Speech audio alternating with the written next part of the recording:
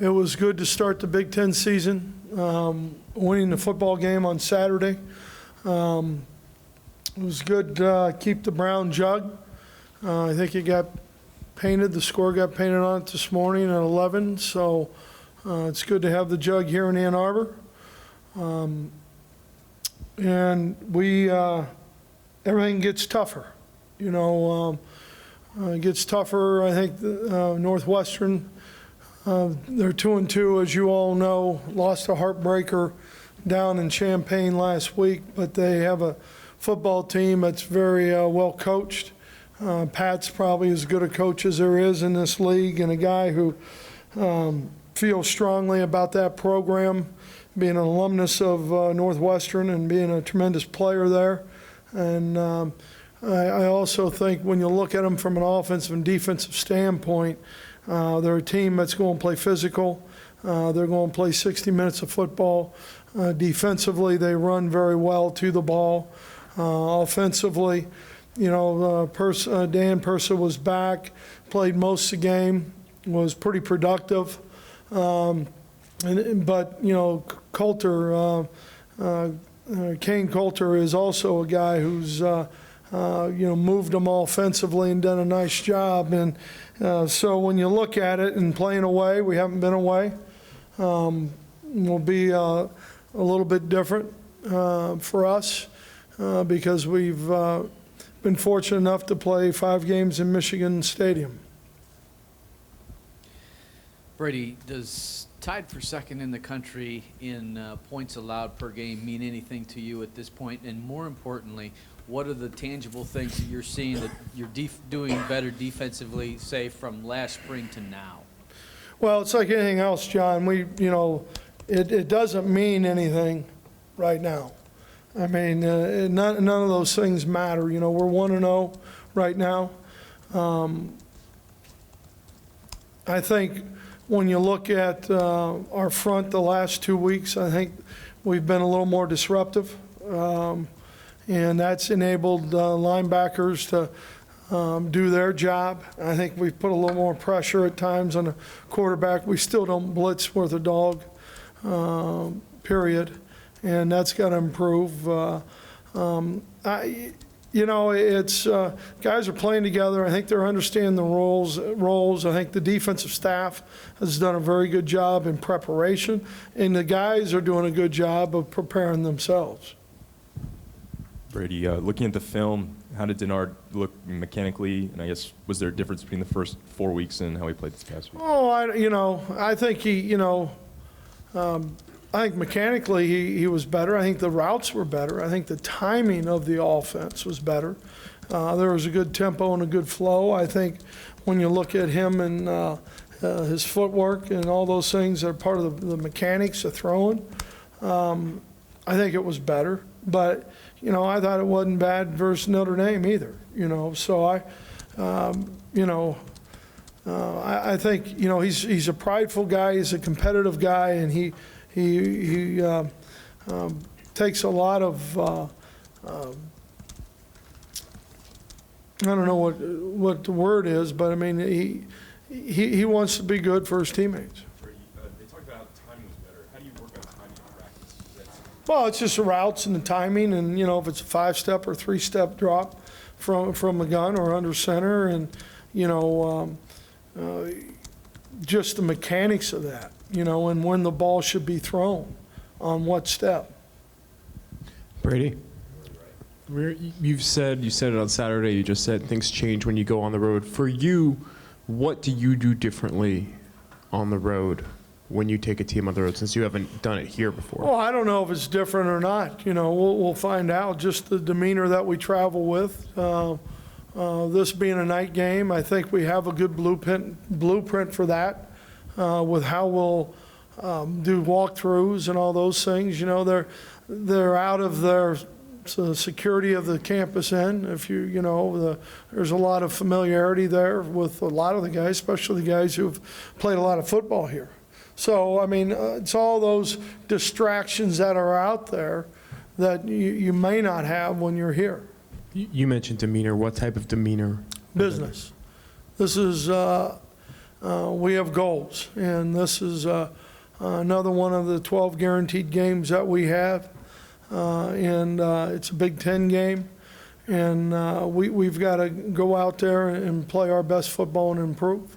And with Persa banged up at least a little bit right now, not sure whether or not he's going to play. What does that do game prep wise, if anything? It doesn't do anything. The same offense. You know, they've recruited well, and so it's all the same offense.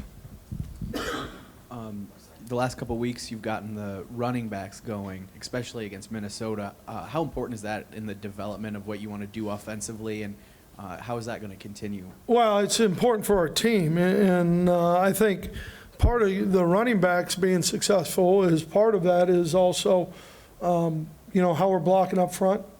You know, how we're giving them, you know, some downhill space.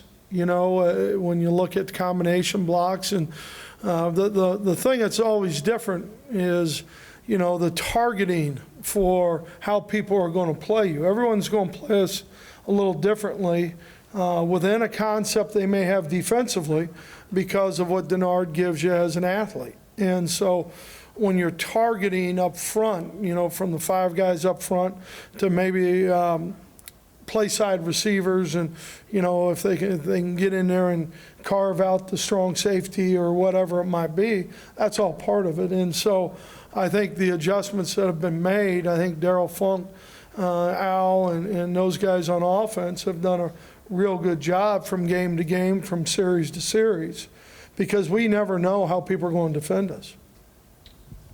Brady, even though the offense is the same regardless of who plays quarterback, how different of a team is it when Persa's running the show? Well, I don't know if I've seen enough totally. You know, I haven't looked at every game yet. I've looked at a lot of different cut-ups of things that we like to look at. But, you know, I don't see a whole lot of difference, you know, when you look at the athleticism of the quarterbacks and the ability to throw the football. And, you know, there may be an experience factor somewhere, but when you look at both guys, you know, they're both pretty daggone productive. What impresses you about Persa, though? Well, number one, I think he's a tough-minded kid. I think, you know, and looking at a little from a year ago in the offseason, you know, he's a guy who's not afraid to, you know, tuck the ball, run it, take a hit, deliver a hit. I think he has a very good handle and management on the offense and getting them in the right plays and all those things. Brady, Al last week said that he really wanted to get Denard in a comfortable spot and that he was going to do a much better job as a play caller to do that. How much on Saturday was throwing the short, intermediate routes? I mean, I don't think he attempted a pass greater than 20 yards on Saturday, just to kind of get him more comfortable and get him back. Well, I think that's always important. I think you'd always, you know, we took a couple shots down, one shot for sure downfield on a first down, but I think, you know, getting the rhythm of the game and the tempo of the game, confidence level, whatever, you know, whatever you want to call it, I think that's an important part of getting your quarterback started. Did you like what you saw out of the package when Devin slipped in at quarterback? And how do you balance maybe developing some things you can do out of that with working on your quote-unquote normal offense? Well, That's always a give and take, you know, and you've got to make a good decision how you manage it. I think there's some